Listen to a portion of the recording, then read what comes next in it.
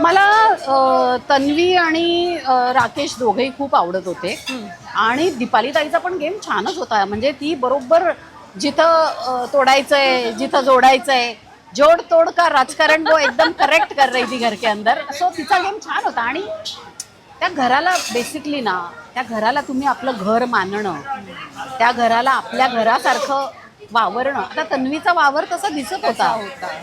ती किचनमध्येही दिसायची, ती टास्कमध्येही दिसायची, ती तिचे मुद्दे मांडतानाही दिसायची, ती घरातल्या प्रत्येक गोष्टीत इन्व्हॉल्व असायची. आता जेव्हा ते एक तिकीट टू फिनाले टास्क आलं होतं त्याच्यामध्ये घरातल्या गोष्टी की या इथं अमुक किती बेड आहे, अमुक जण किती वेळा नॉमिनेट झाला, अमुक जण कोण कॅप्टन नाही झाला, हे सगळं डोक्यात आहे. कारण शोमध्ये तुम्ही जीव ओतलाय तुमचा, त्यामुळे तुम्हाला सगळं इथं फीड आहे, डोक्यात फिक्स आहे तुमच्या, कारण तुम्ही तेवढं फोकस ठेवला आहे. So it's all about focus. आणि मग नंतर जेव्हा एखादा खूप अपेक्षेपेक्षा जास्त चांगलं परफॉर्म करतो ना, तेव्हा लोकांना असं वाटतं अरे यार हिला इतकं छान कसं जमलं, आपल्याला जमलं नाही म्हणजे हिचं काही सेटिंग आहे का. असं काही नसतं. तिचा फोकस आहे, तुमचा फोकस नव्हता. तुमचा फोकस मी काय इथं भांडी घासू, मी काय इथं काम करू, हे काय माझं घर आहे का, किंवा एकच जागा एकच सोफा पकडायचा तिथेच अख्खा दिवस बसायचं, असं नसतं. तुम्हाला यत्र तत्र सर्वत्र तुम्ही दिसले पाहिजे शोमध्ये, आणि तो त्याचाच शो आहे. जमतंय तर बघा, जमलं तर शो तुमचा, नाही जमलं तर मग घरी अंडरडत बसा की ही कशी काय जिंकली, ही कशी काय जिंकली, असं नसतं ग.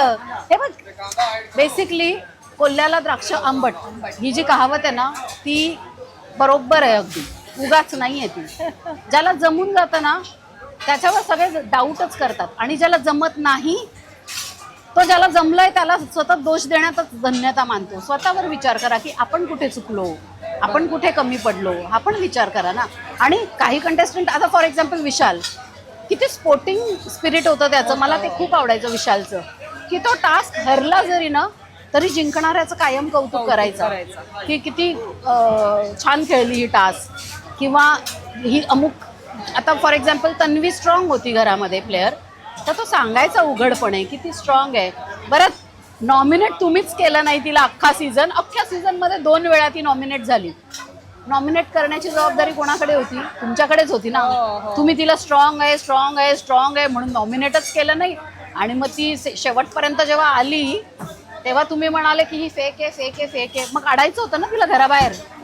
जर तुम्हाला ती फेक वाटते तर नॉमिनेट करायचं होतं तिला, प्रत्येक आठवड्यात नॉमिनेट करायचं होतं. केव्हा ना केव्हा तर बाहेर गेली असती, तुम्ही तिला नॉमिनेट केलं नाही. तुम्हीच तिला मोठं केलं, तुम्हीच तिला शोमध्ये टिकवलं, आणि जेव्हा ती जिंकली तेव्हा ती फेक आहे. असं काय, याला रडीचा डाव म्हणतात. बरं, आता आपण पाणीपुरी करा. तू मला सांग, एवढी लहान असताना तू पाणीपुरी खायचीस का? ऑफकोर्स, हो. जमायचं करणं? हो. पाणीपुरी, हे बघ, पाणीपुरीच्या साईज तर तोंड करायला नाही जमलं तरी ते तोडून मोडून कशी करून आत घुसवायची, पण पाणीपुरी खायची. वा, जगातली प्रत्येक मुलगी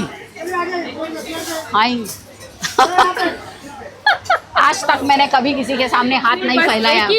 पहिल्यांदा मी कोणासमोर हात पसरवते, म्हणजे आयुष्यात फक्त एका माणसापुढे मी हात पसरवलाय, पाणीपुरीवाल्याच्या समोर. वरना हे भारी होतं, हे भारी. आयुष्यात फक्त पाणीपुरीवाल्याच्या समोर. हा, बाकी मी कधी कोणासमोर हात नाही पसरला. बघ, बरोबर आहे का?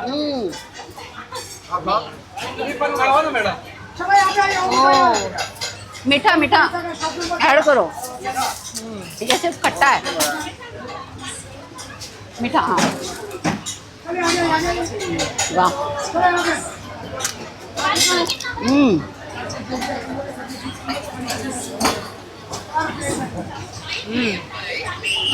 एक में ना आलू ज़्यादा डालो. मी 5 पाणीपुऱ्या पण वेगवेगळ्या पद्धतीने खाल्ल्या. एक पाणीपुरी दुसऱ्या पाणीपुरीशी नेहमी अलग असली पाहिजे.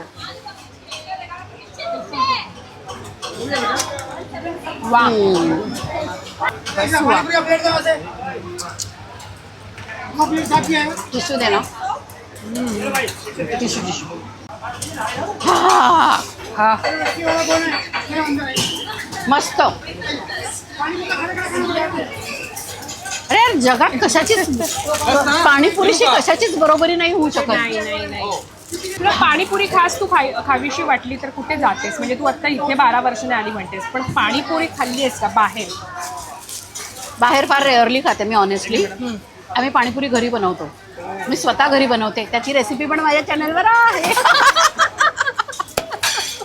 मी लॉकडाऊन मध्ये जे काय पाण्यापुऱ्या बनवून बनवून खाल्ल्या आहे, इतक्या मस्त मस्त वेगवेगळ्या प्रकारच्या पाणीपुरी मी लॉकडाऊन मध्ये बनवल्या आहे.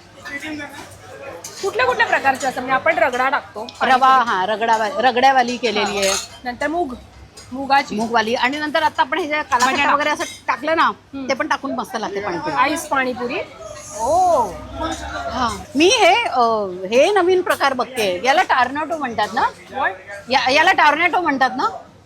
टॉर्नेडो बोलते ना इसको? Potato twister. इतर देशांमध्ये याला पोटॅटो टॉर्नेडो म्हणतात. टॉर्नेडो. अरे अलग पोटॅटो है क्या? ये अलग ये कौन सा पोटॅटो होता है?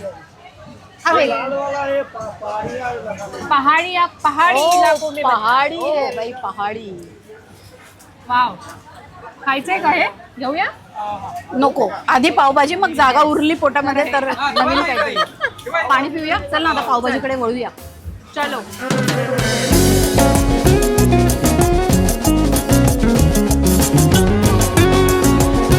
ज्याचा सुगंध मला जगू देत नाहीये इथं आल्यापासनं. साधारण महिन्यात किती वेळा पावभाजी बनवते? आमच्याकडे महिन्यातनं एखाद वेळेस तर घरी पावभाजी बनते. 100% बनते. आणि मी स्वतः खूप मस्त पावभाजी बनवते. मला छान पावभाजी बनवता येते. आमच्या जळगावला ना, सो मला लहानपणीचं सगळ्यात एक काय आठवतं फूड, जे स्ट्रीट फूड म्हणून मी आवडीने खायची, विच वॉज आमच्या जळगावला ना असं 2000 अर्ली 2000 किंवा 90sच्या एंडला चायनीजच्या गाड्या लागायला सुरुवात झाली. ओके. आणि एक रत्ना चायनीज म्हणून आमच्या जळगावला होता. Ratna Chinese. That was so famous. आणि तिथल्या चायनीजची चव आजपर्यंत ना कुठल्या 5 स्टारमध्ये, ना मुंबईतल्या कुठल्या ठिकाणी कुठेच नाही आहे. आजही रत्ना चायनीजचं व्हेज मंचुरियन आणि व्हेज फ्राईड राईस मला आठवला ना, तशी चवच नाही आहे यार. कुठेच नाही आहे. एक नेपाळी काका होते, ते बनवायचे रत्ना चायनीज त्यांचं होतं, आणि त्यांच्याकडे ते चायनीज मिळायचं. मी आत्तापर्यंत जळगावला जेव्हा जात होती तेव्हा तोपर्यंत मी त्यांच्याकडे खात होते.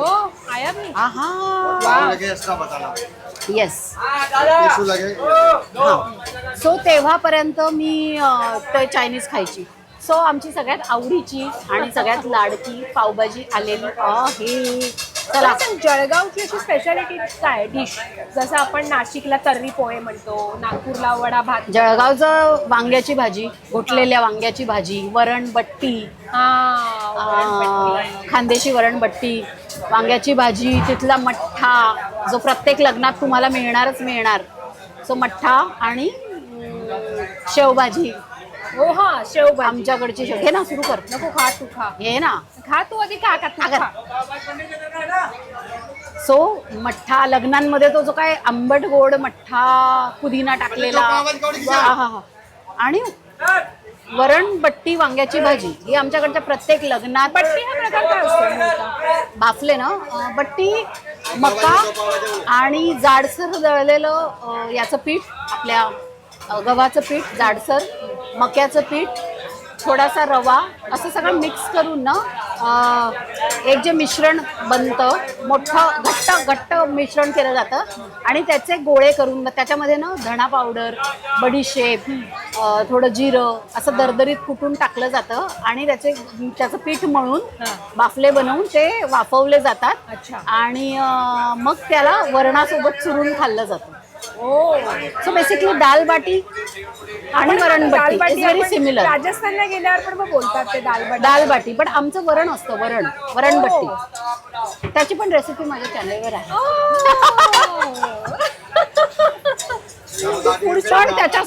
पण त्याच्यासोबत घोटलेल्या वांग्याची भाजी हवी. कसल्या वांग्याची? घोटलेल्या वांग्याची. काय करतात वांग? हिरवे वांगे असतात ना, त्याला लसूण, आलं, हिरवी मिरची आणि जिरं मिक्सरमधनं पिसून घेतलं जातं. मग छान मोहरीची वगैरे फोडणी केली जाते, हिंगाची, कढीपत्ता भरपूर टाकायचा, त्याच्यामध्ये हा वाटलेली मिरची वगैरे ते सगळं टाकायचं आणि मग वांगी घालायचे हो. आणि प्रेशर कुकरमध्ये 2 शिट्ट्या मारायच्या हा आणि मग त्याला घोटून घ्यायचं आणि परत एक 2 मिनिट शिजू द्यायचं. त्याच्यात भरपूर लिंबू पिळायचा आणि असं म्हणजे वांगही असं खावंसं वाटतंय. वरणबट्टी वांग्याची मला भाजी फारसं आवडत नाही पण इज माय बोललीस. Best recipe. आपण आमच्या हे जळगावला ना उत्तम करतोय. जळगावला वांग्याचं प्रमाण भरपूर आहे. म्हणजे आमच्या जळगावचे वांगे GI वांगे आहेत. सो फॉरेन मध्ये जातात आमच्या जळगावची वांगी. हो सो ते आमच्याकडे वांग्याच्या भरपूर व्हरायटीज बनतात. भरली वांगी जी सई आहे ना आमची सई सई लोकूर, तिला वांग्याशी नफरत होती, नफरत. तिच्या आईने एकदा तिला कोंडून ठेवलं होतं 3 दिवस. तिला वांग खायचं नव्हतं म्हणून.